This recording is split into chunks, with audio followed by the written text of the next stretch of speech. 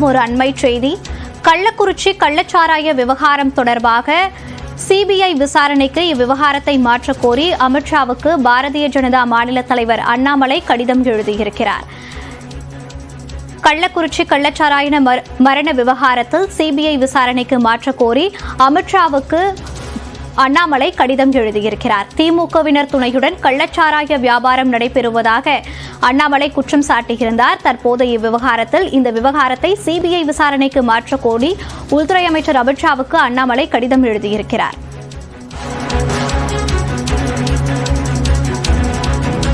இவ்விவகாரம் தொடர்பாக செய்தியாளர்களை சந்தித்த அண்ணாமலை அமைச்சர் முத்துசாமி உடனடியாக ராஜினாமா செய்ய வேண்டும் என்றும் வலியுறுத்தியிருந்தார். அதனைத் தொடர்ந்து கள்ளச்சாராயம் விற்பனையில் திமுகவினருக்கு தொடர்பு இருப்பதாகவும் அண்ணாமலை குற்றம் சாட்டியிருந்தார். இதுகுறித்த கூடுதல் விவரங்களை நமக்கு வழங்குவதற்காக நமது செய்தியாளர் வேல்முருகன் இணைப்பில் இணைகிறார். வணக்கம் வேல்முருகன், விவரங்களை பதிவு பண்ணலாம். மோனிஷா, குறிப்பாக கள்ளக்குறிச்சியில விஷ சாராயம் கொடுத்து கிட்டத்தட்ட தற்போது வரைக்கும் 39 40 வரைக்கும் உயிரிழந்திருப்பதாக தகவல்கள் வெளியாகிருக்கிறது. இது தொடர்பாக இன்று காலை பாஜக தலைவர் அண்ணாமலையிடம் குறிப்பாக மத்திய உள்துறை அமைச்சர் அமித்ஷா நேரடியாக தொடர்பு கொண்டு விளக்கம் கேட்டிருக்கிறார். தொடர்பாக விவரங்களை கேட்டு அறிந்திருக்கிறார்.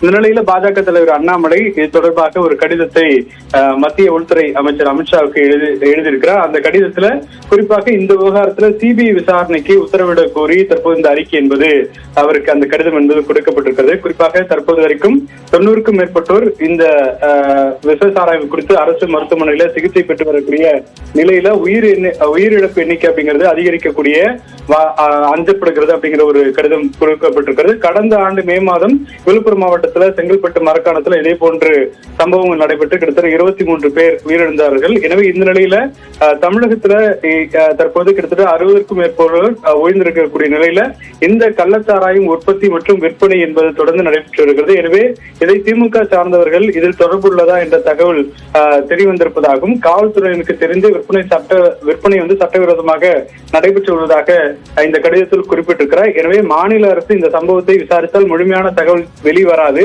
இதனால் மத்திய அரசு தலையிட்டு குறிப்பாக சிபிஐ விசாரணைக்கு உத்தரவிட வேண்டும் என்று இந்த அறிக்கையில குறிப்பிட்டிருக்கிறார். விவரங்களுக்கு நன்றி வேல்முருகன்.